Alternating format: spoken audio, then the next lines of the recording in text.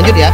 Nah, Mu'tazilah ini secara diametral dia bertentangan, ada konflik antara Mu'tazilah dan aliran kalam lainnya yang kita kenal dengan Ahlus Sunnah wal Jamaah. Yang pertama disebut Ahlus Sunnah.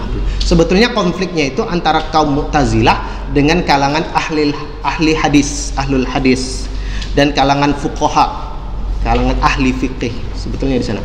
Tapi nanti ahli fikih, fuqaha, kemudian ahlul hadis ini kemudian mengidentifikasikan dirinya sebagai bagian dari Ahlus Sunnah wal Jamaah berkaitan dengan mazhab fikihnya. Nah, Ahlus Sunnah wal Jamaah ini terdiri dari dua aliran, ada aliran Asy'ariyah, ada aliran Maturidiyah.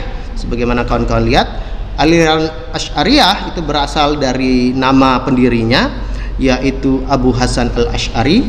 Aliran Maturidiyah juga berasal dari nama pendirinya, Abu Mansur al-Maturidi. Nah, kita di Indonesia itu mazhab fikihnya kan Syafi'i.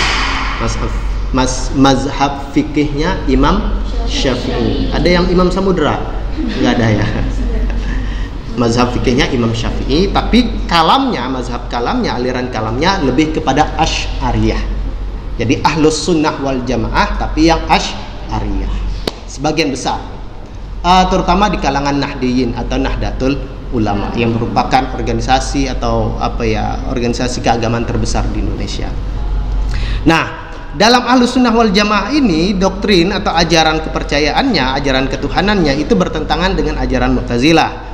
Dalam Asy'ariyah di Indonesia, di Nusantara, kebersilaman kita mengakui adanya sifat 20 sebagaimana kawan-kawan lafalkan tadi, ada wujud, qidam, baqo, dan seterusnya. Dan itu sangat akrab sekali dalam kehidupan kita. Anak-anak TK biasanya sudah paham. Dan saya pun menghafal itu ketika waktu masih di taman kanak-kanak. Gini-gini saya pernah anak-anak ya, nggak lahir langsung dewasa. Kemudian kalau Mu'tazilah itu cenderung qadariyah, kebebasan manusia, ingat ya qadariyah kemarin. Nah, Mu'tazilah itu cenderung qadariyah. Nah, Ahlus Sunnah wal Jamaah, Asy'ariyah dan Maturidiyah ini cenderung dia Jabariyah yang modern. Jabariyah yang modern. Jadi dibilang bebas 100% juga tidak, dibilang tunduk 100% juga tidak. Jadi ada doktrin yang namanya al-qasam.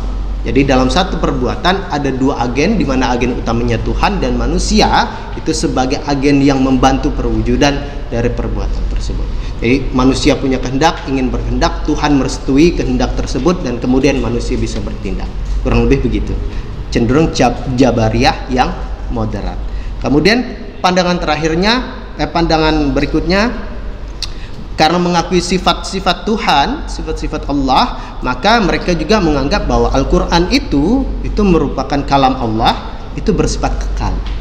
Sudah ada di Lauhul Mahfuz sana, bersifat abadi juga. Dia bukan sesuatu yang baru, dia bukan makhluk, dia kalam Allah. Nah, dalam satu interogasi tokoh Ahlus Sunnah, tokoh Sunnah, Ahlul Hadis, namanya Muhammad bin Hambal, Imam Hambali, dia mengatakan apakah Al-Quran itu makhluk atau dia baru, atau dia abadi, makhluk atau qadim. Maka dia menjawab Al-Quran itu kalam Allah.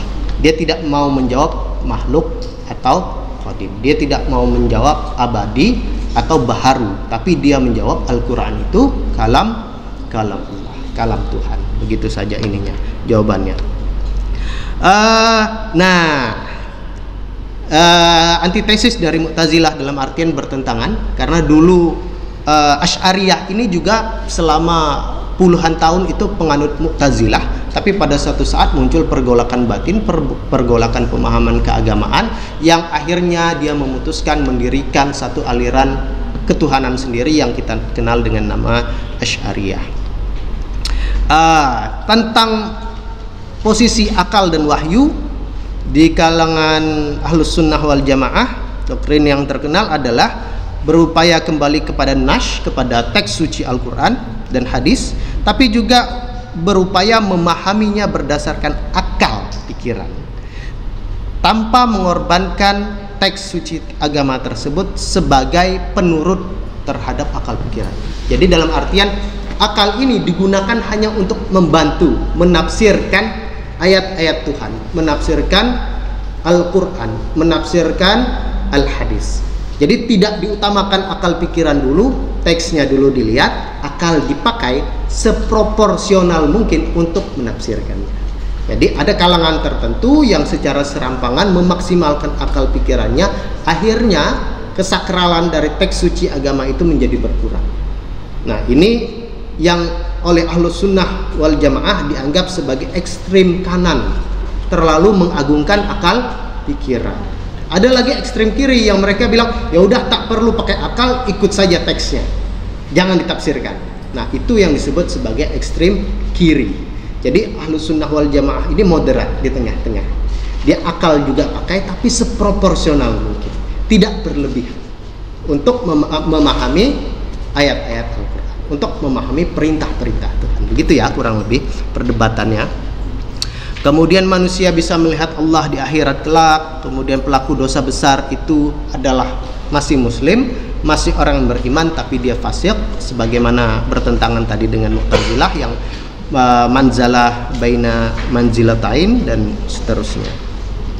Keadilan Tuhan juga sama, karena dalam Mu'tazilah itu seolah-olah ada kewajiban Tuhan untuk memberikan ganjaran pada manusia.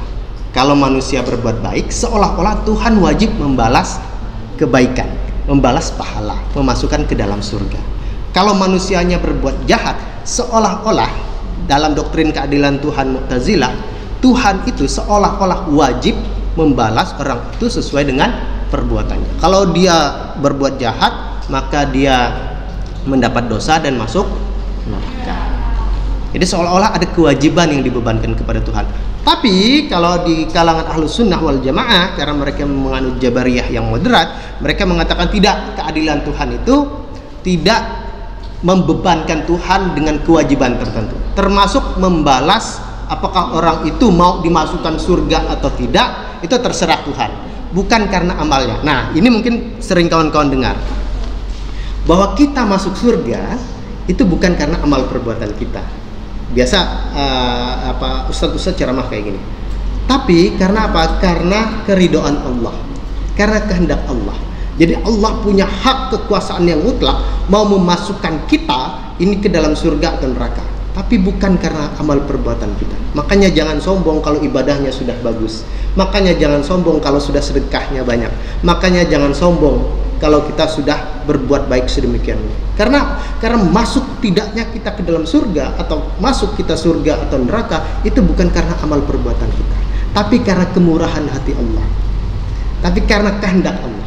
Terserah Allah mau masukkan kita ke dalam neraka, ya karena memang Dia Maha Kuasa, kekuasaannya bersifat mutlak. Walaupun mungkin kita baik, walaupun mungkin kita baik, banyak pahala, tapi dimasukkan ke dalam neraka, it's okay, karena Tuhan Maha Kuasa dan mutlak kekuasaan. Gitu ya.